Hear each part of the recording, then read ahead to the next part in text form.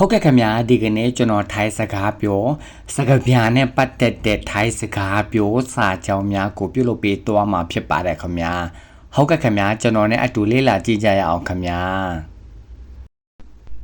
မင်းကစကားပြန်မဟုတ်လားคุณเป็นล่ามไม่ใช่เหรอမင်းကစကားပြန်မဟုတ်လားคุณเป็นล่ามไม่ใช่เหรอสกเปียนสู่สกเปียนอโลกูเล่าปากถ้าเป็นล่ามก็ทำหน้าที่เป็นล่ามก็พอสกเปียนสู่สกเปียนอโลกูเล่าปากถ้าเป็นล่ามก็ทำหน้าที่เป็นล่ามก็พอแต่ชาไกซ่ากูเวเปียวนี่เสียมันรู้บูไม่จะเป็นต้องไปพูดเรื่องอื่นตชาไกซ่ากูเวเปียวนี่เสียมันรู้บู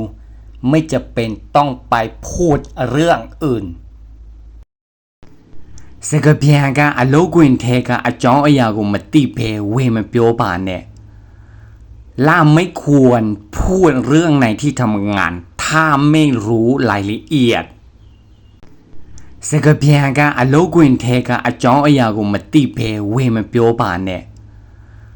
ล่ามไม่ควรพูดเรื่องในที่ทำงานถ้าไม่รู้รายละเอียดอโลตมาเปียวใครได้หากูเบเปลี่ยนปีบะ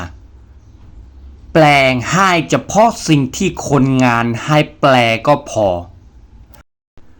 อโลตมาเปียวใครได้หากูเบเปลี่ยนปีบะแปลงให้เฉพาะสิ่งที่คนงานให้แปลก็พอ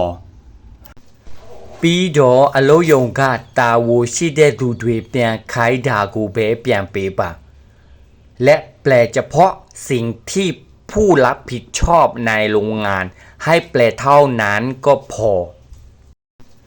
ပြီးတော့အလုံးယုံကတာဝန်ရှိတဲ့သူတွေပြန်ခိုင်းတာကိုပဲပြန်ပေးပါและแปลเฉพาะสิ่งที่ผู้รับผิดชอบในโรงงานให้แปลเท่านั้นก็พอ